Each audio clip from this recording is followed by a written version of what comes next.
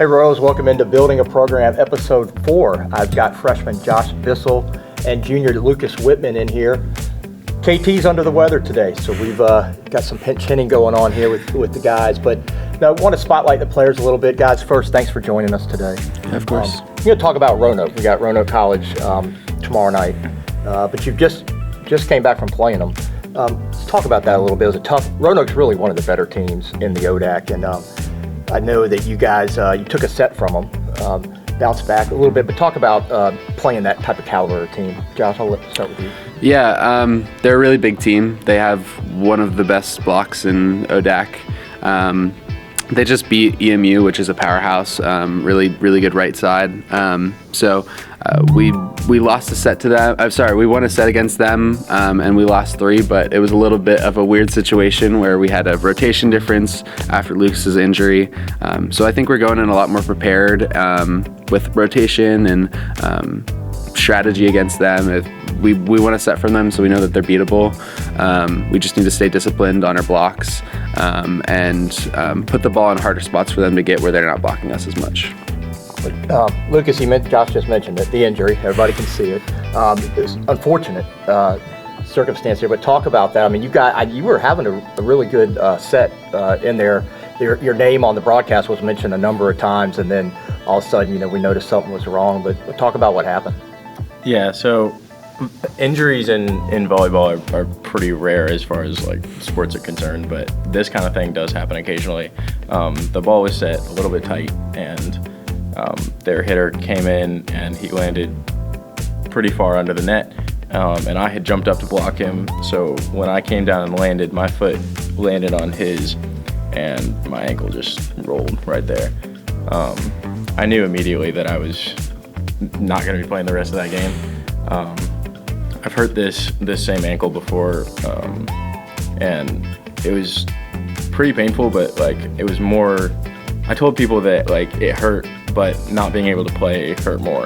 But I'm really looking forward to their game, because that was actually the set that they won, or that we won. So like the fact that that we can beat them without me is really encouraging to me.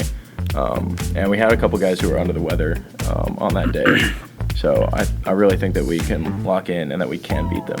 And you had a quick turnaround too. We didn't really mention the Lynchburg match, but you had to really get up the next morning at 11 o'clock. I mean, I'm sure you were there a lot earlier, but first serve was at 11 o'clock that morning. Again, Josh, you talked about some rotation, having to be in different rotations.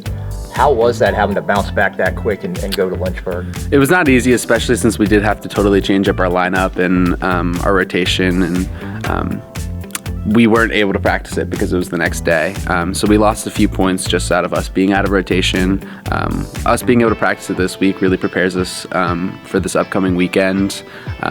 Our team played pretty well, but you could tell that fatigue was a factor with us having to play the day before and then wake up early. We just weren't blocking as well. We were getting blocked a lot, and it's not easy to do a turnaround like that. So us being able to have this whole week to prepare for this Roanoke game, I think really puts us in a good position to beat them. All right, Lucas, not only are we welcoming in Roanoke, this is the first ever home men's volleyball match in the history of the program. Yeah. And that's why we do Building a Program. But talk about, we're promoting it. There's a food drive as well. Make sure you go to social media, check that out. It's a food drive, bring canned food to the game. I know a lot of the other athletic teams are coming. It's a whiteout. Talk about that excitement, even though you're not going to be able to play, but you'll be a part of it. And just the school as a whole is kind of rallied around you guys. Yeah, I'm super excited. All of that just makes it hurt a little bit more than I can't play. But setting that aside, like I think it's going to be really good. I've had a ton of people from the surrounding. We have a really good volleyball community, kind of with the beach right being here. And I've had lots of people be like, "Yeah, I'm coming out to watch. I'm going to come see that. Like it's going to be awesome." And I know that we have been looking forward to it since the start of the season. So we're really excited. The food drive is going to be great. I'm excited that we can kind of do something and use our platform to give back like that. So I'm really excited. I think it's going to be great. And Josh, you too, as a freshman coming in. I mean, this is new for everybody, but Norfolk Christian's a great place to play until we get our facility built, and it's a big gym, so we can pack it. Yeah, I feel like a lot of us on the team have lots of relationships on campus and a lot of different areas, campus ministries, other sports, ISB, other clubs and stuff like that. And so I've heard a lot of people that are coming. And so just to be able to have that support against a tough opponent like Roanoke, I just can't imagine a better scenario to try and face them after they injured our star outside and face them at home with a big audience behind us. I'm really excited for it. All right, before we go, let's dive into the team a little bit. So, who's the leader, the father? Yeah, I think I know who you're going to say, but I don't think you can call me. I can't let you get away with calling me the star outside. The leader is got to be Father Abraham, Aaron Campbell.